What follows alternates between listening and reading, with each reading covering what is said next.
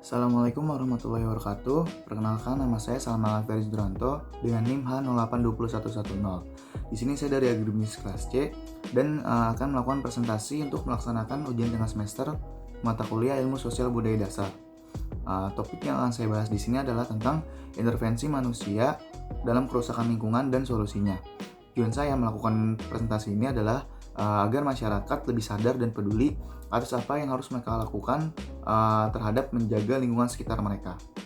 Oke, sesuai dengan topik yang saya ambil, lingkungan sangat penting bagi kehidupan manusia dan makhluk hidup lainnya, karena lingkungan merupakan daya dukung kehidupan. Oleh karena itu, manusia tidak akan bisa dipisahkan dari lingkungannya. Jadi, seharusnya mereka menjaga kelestarian lingkungannya agar tetap bisa tinggal dan menetap. Tetapi, masih ada saja manusia yang tidak peduli terhadap lingkungannya, yang mengakibatkan terjadinya kerusakan lingkungan. Ada dua faktor yang menyebabkan terjadinya kerusakan lingkungan tersebut, yaitu faktor alam dan ulah manusia itu tersendiri. Contoh kecil saja seperti membuang sampah sembarangan. Mereka tidak sadar bahwa dengan membuang sampah sembarangan ini bisa berdampak besar bagi lingkungan sekitarnya. Kondisi tersebut bisa mengancam kehidupan manusia dan dapat meningkatkan terjadinya bencana alam.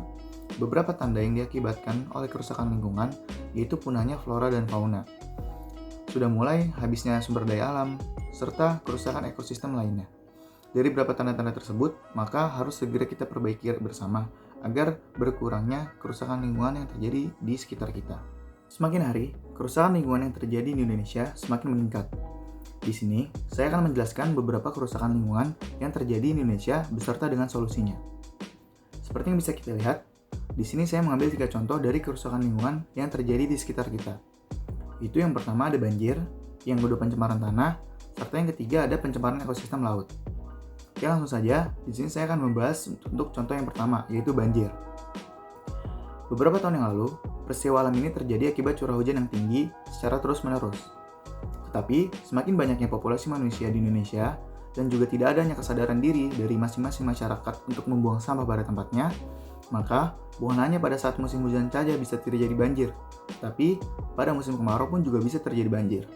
Hal ini juga dikarenakan akibat pembuangan limbah pabrik di sungai, serta maraknya penebangan hutan secara liar yang mengakibatkan berkurangnya daerah resapan air untuk air hujan. Oleh karena itu, untuk mengatasi masalah banjir di Indonesia ini, kita harus memiliki kesadaran tinggi untuk menjaga lingkungan kita masing-masing. Bisa dengan cara membuang sampah pada tempatnya, mendaur ulang limbah anorganik, serta limbah organik bisa dengan cara dikubur agar tanah semakin subur. Serta kita tidak melakukan penebangan hutan secara liar, tetapi dengan cara tebang pilih, yaitu memilih pohon yang memang sudah tua untuk ditebang, agar tidak berdampak pada berkurangnya daerah resapan air. Oke, lanjut pada contoh yang kedua, yaitu pencemaran tanah. Semakin tahun, semakin banyaknya supermarket serta toko-toko yang menyediakan kantong plastik untuk membawa barang belanjaan. Dan juga, semakin maraknya di zaman milenial ini, coffee shop yang menyediakan cup sebagai wadah kopi tersebut.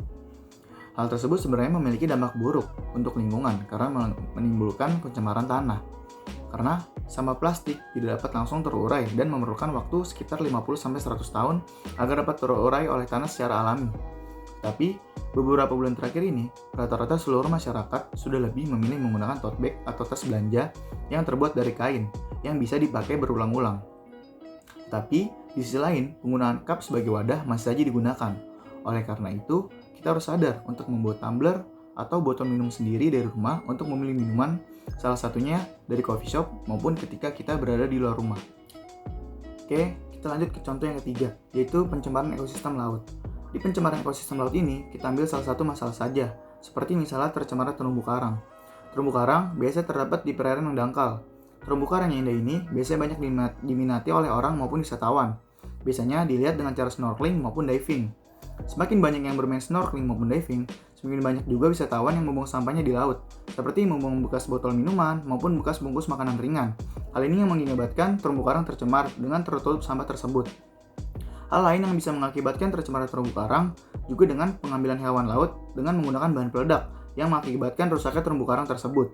Oleh karena itu, kita harus menjaga ekosistem laut kita, salah satunya adalah terumbu karang. Bisa dengan cara kita tidak membuang sampah sembarangan di daerah laut saat kita melakukan aktivitas di laut.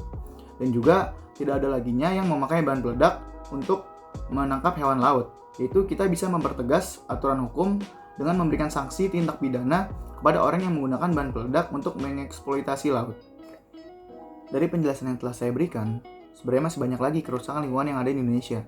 Tapi saya hanya mengambil 3 contoh kerusakan lingkungan, seperti yang sudah saya jelaskan di awal tadi. Maka, bisa saya simpulkan bahwa kerusakan lingkungan hidup itu diawali dari hal-hal kecil yang tidak kita sadari, atau sebenarnya disadari tetapi kita tidak hiraukan yang menimbulkan masalah besar, dan sebenarnya tidak butuh effort yang cukup besar untuk menanggulanginya. Cukup dengan kesadaran diri masing-masing yang diawali untuk menjaga lingkungan sekitar. Sekian pemaparan dari saya. Mohon maaf jika ada kesalahan kata atau bahasa yang saya gunakan. Kurang lebihnya mohon maaf. Wassalamualaikum warahmatullahi wabarakatuh.